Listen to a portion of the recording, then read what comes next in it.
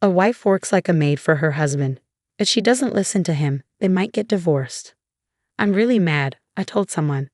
My husband Tom took my special credit card and spent lots of money without asking me. He knew I was busy with work.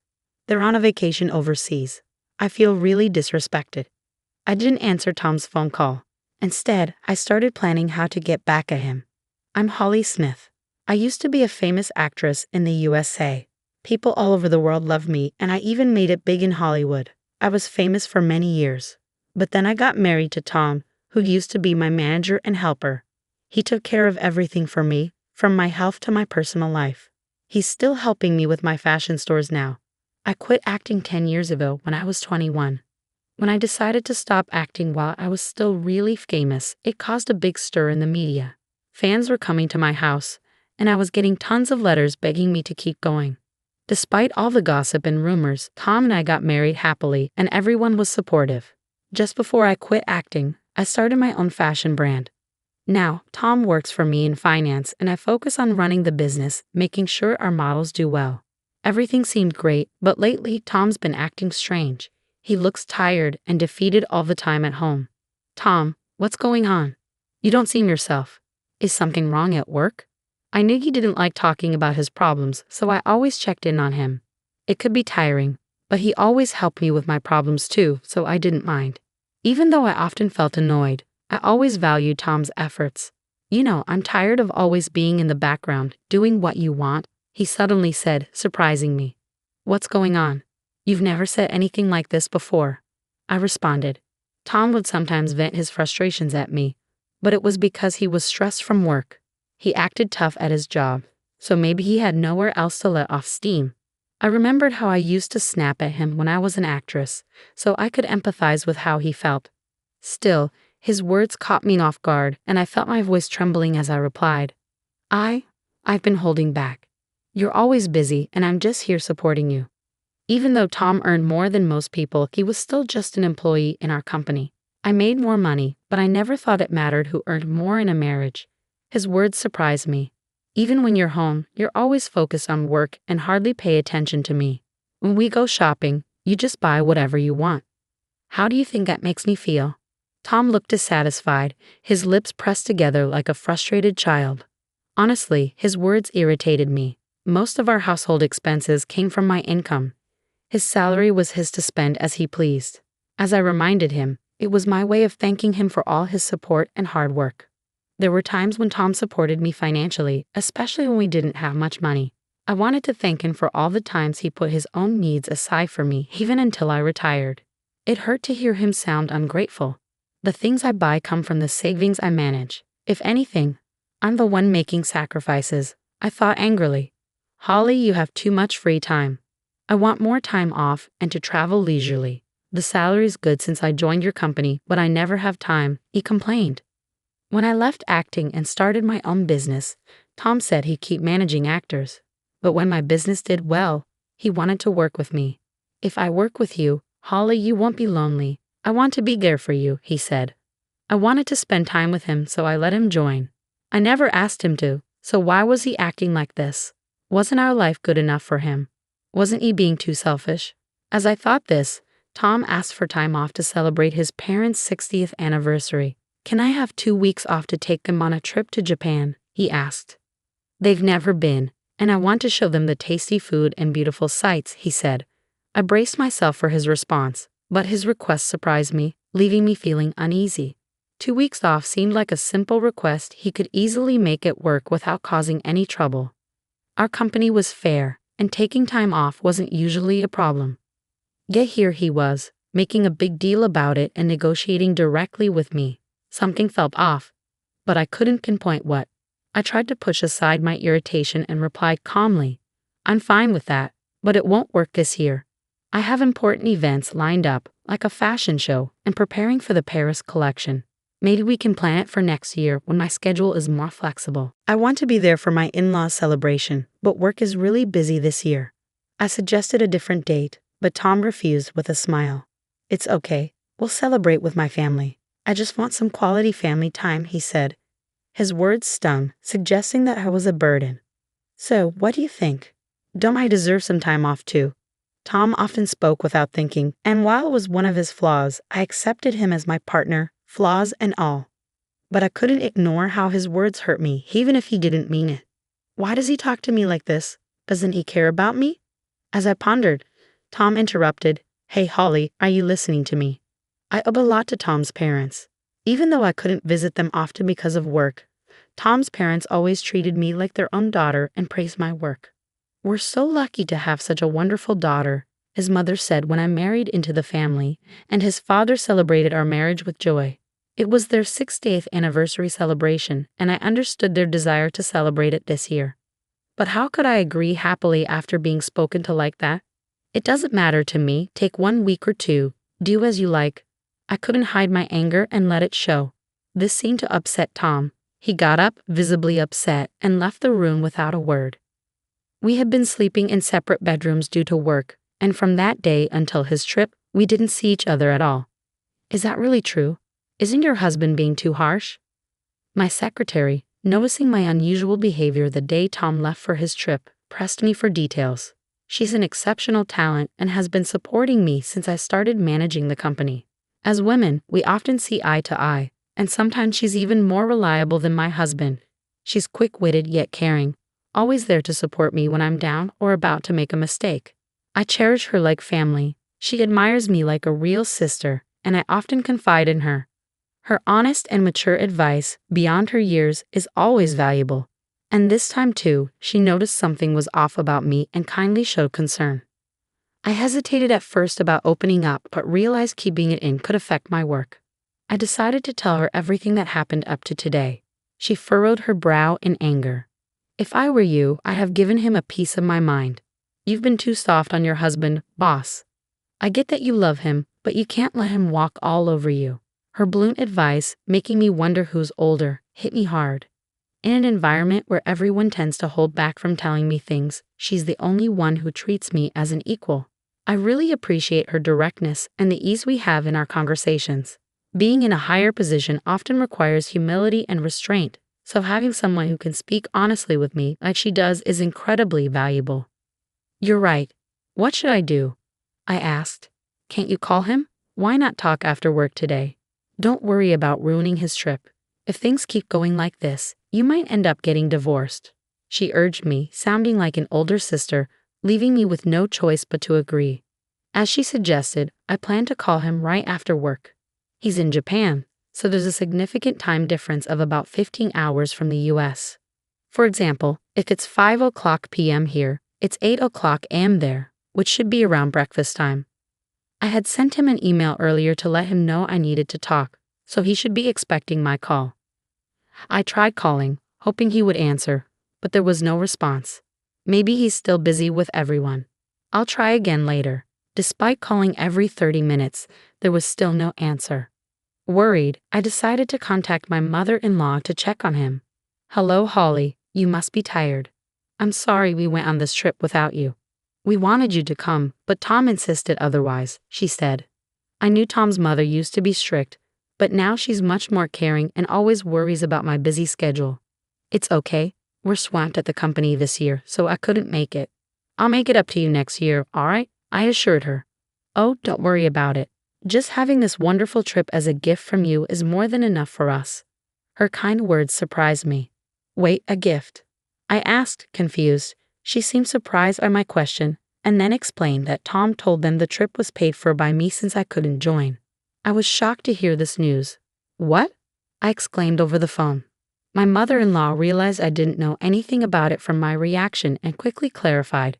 Isn't this the trip wholly arranged? Tom paid for everything with Holly's card, so I thought it was from you. The trip included Tom's parents and his sister's family, 5 people in total. The flight alone cost about $1,000 per person minimum, not to mention other expenses, easily exceeding $10,000. It was outrageous to spend such a large amount without consulting me, especially since I usually cover living expenses.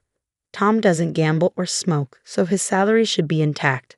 He definitely earns enough to afford such expenses, yet he didn't. With him not answering my calls, my anger started to boil. My mother-in-law noticed my distress and spoke with concern.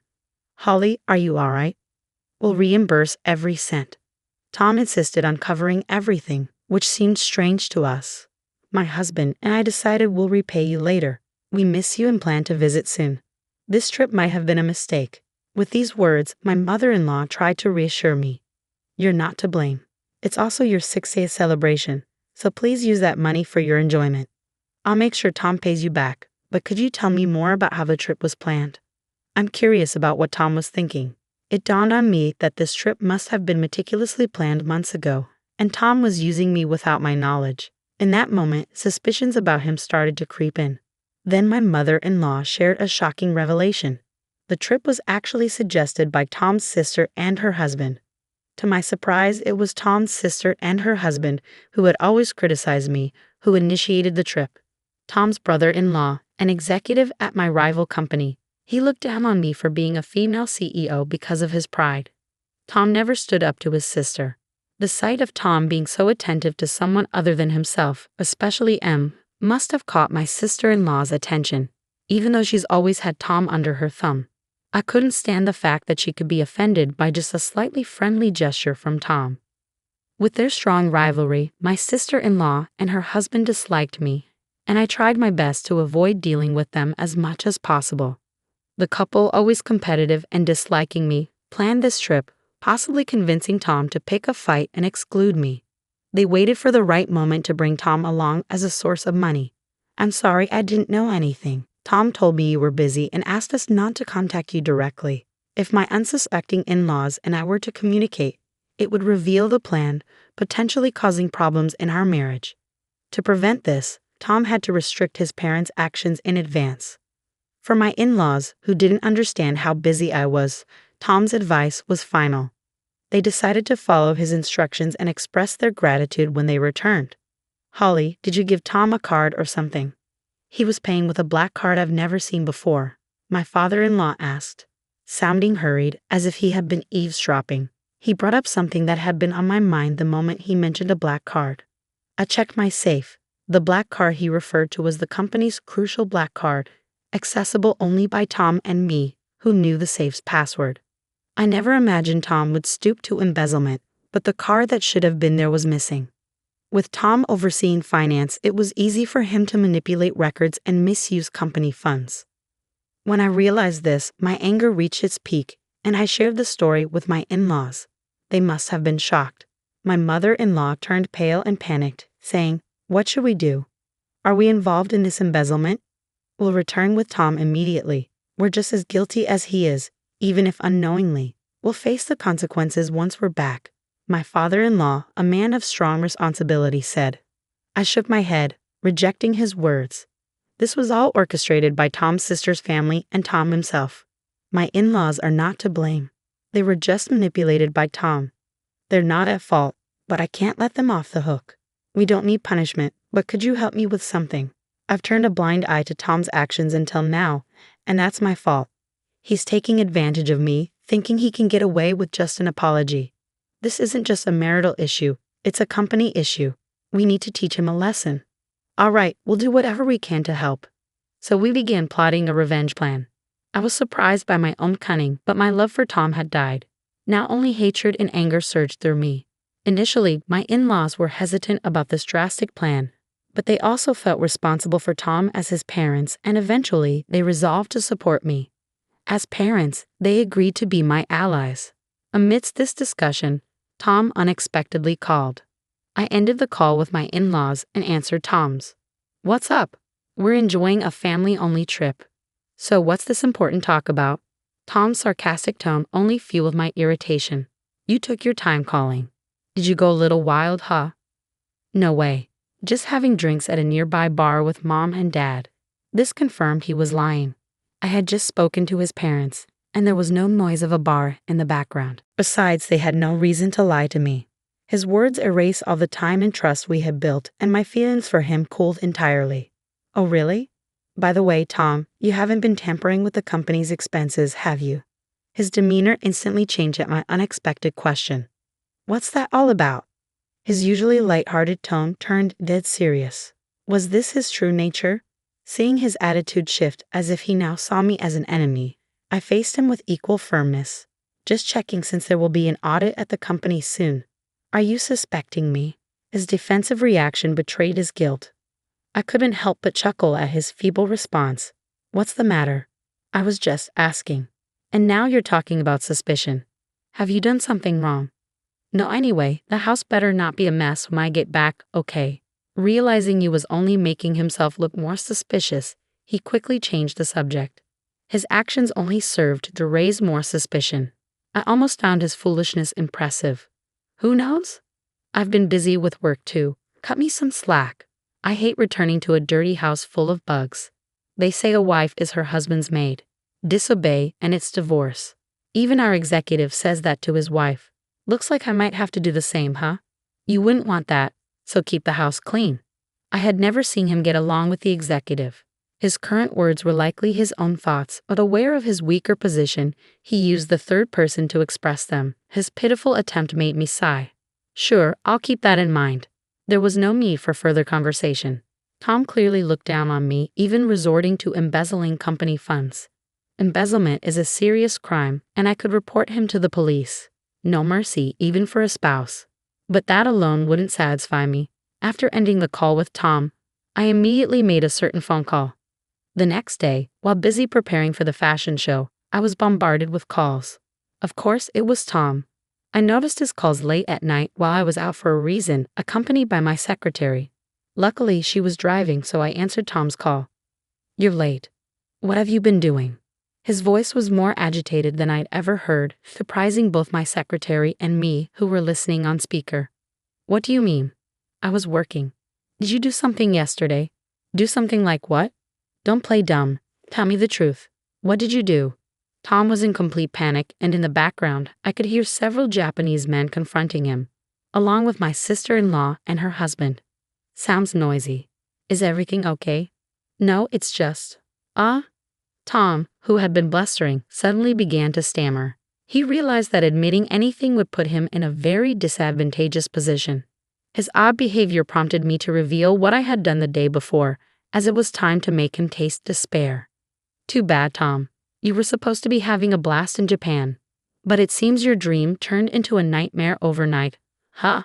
But it's what you deserve for misusing someone else's money. You did something, didn't you? As he reacted strangely, I disclosed my actions from the previous day.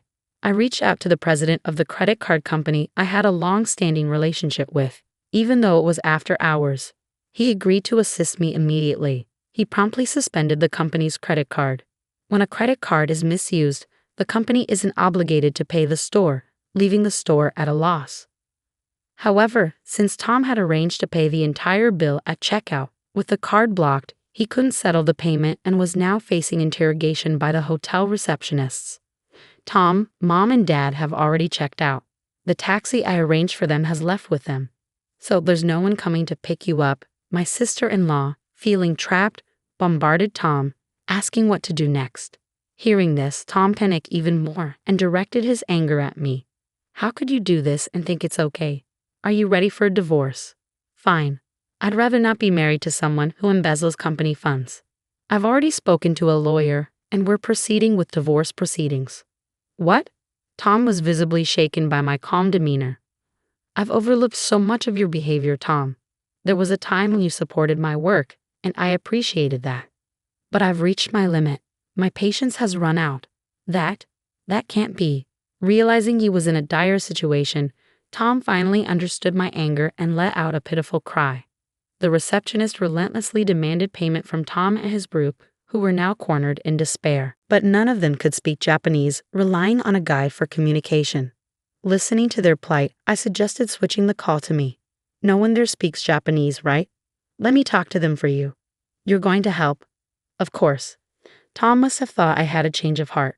Realizing his mistake, without hesitation, he handed his phone to them. I explained the situation to the receptionists in Japanese, and they quickly understood, seeming quite cooperative. To alleviate their concerns, I also provided them with my contact information, which my secretary noted down. They happily agreed to my proposal. After a brief conversation, they returned the phone to Tom. What happened? Did you sort it out? Yes, I've taken care of it. Now it's up to you guys. Really? You're a lifesaver, Holly. I love you. He then hurried off, apparently called by the receptionists. Clueless, Tom ended the call and followed them. Are you sure about this? It probably won't end well. Exactly. It's perfect for them to experience some hardship. An hour later, as expected, I received a barrage of calls from Tom again. When I answered, Tom's voice was filled with pitiful anguish. Holly, what's happening here? Where are we? Explain yourself and come help us right now. Crying out, he showed me via video call the image of a slum area in Osaka, Japan. The sight was shocking. Tom and his sister's family were stripped of their belongings and in a pitiful state, caught by those individuals. Being taken to what's considered the most dangerous place in Japan was honestly unexpected. When I spoke to the receptionist, he mentioned, I'm a big fan of yours. I'll arrange a harsh punishment, just leave it to me, but I never anticipated it would be this severe. I couldn't help but laugh at the unexpected turn of events. You're lucky to be alive in Japan's most dangerous place. It's quite a miracle. What? Wait, Holly, what's going on? Explain yourself and come help us right now. Since it's a video call, they could probably hear everything clearly. Surrounding Tom and his group were homeless individuals, causing a stir. You folks caused trouble for Holly. Now face the consequences. Time to reflect. My in-laws chimed in, surprising everyone. What's going on? A friend of Holly flew us back on a private jet. We're back in the US and Holly picked us up. We realized you were trying to set Holly up. We told her to do whatever she wants with you guys. As they spoke, the onlookers behind them began confronting Tom's sister and her husband. The homeless folks were ruthless. If you had anything valuable, even women weren't spared. They were shouting while on the video call. In such a dangerous place, it's no wonder they became prime targets. I addressed the crowd in Japanese, telling them loudly that these men had used my card illegally and mistreated me. Every night, I urged them to do whatever they pleased with them. The locals, eager to join in, gladly agreed to make things difficult for them. Suddenly, the call ended, perhaps because someone grabbed the phone. Tom and his group were left in the dangerous neighborhood, terrorized daily and treated like slaves by the locals. Without money to return to the US, they were essentially stuck abroad. I confirmed the subsequent events with the hotel reception. Apparently, an acquaintance of the receptionist was a boss in the area and agreed to take care of Tom and his group in exchange for me treating him to some good liquor next time, assuring me not to worry. The deal was made under the condition that they would be protected from life-threatening situations. In return, I agreed to sing at the hotel, something I hadn't done in a long time. Your live performance video was the only one you ever released when you were active. It's still my treasure. As a token of thanks, come stay at our hotel and sing for us. I'll make sure you're treated like a VIP. With the help of the men from the hotel, I successfully got revenge on Tom and his group. I also managed to divorce Tom. I felt rejuvenated and have been enjoying life with my in-laws. Tom's sister and her husband were fired for unexcused absences from work. Their phones were taken by the locals, leaving them without a means to contact anyone. My in-laws explained the situation well, so it didn't become a police matter, and no one seemed to care about them. Thus, my ties with Tom were completely severed. Since then, I've been focusing on work and living a happy life. Occasionally, I check on Tom and his group through the receptionist. They're still enduring harsh conditions, but I don't feel any sympathy for them. I asked for their lives to be spared, and now I'm relishing my life to the fullest.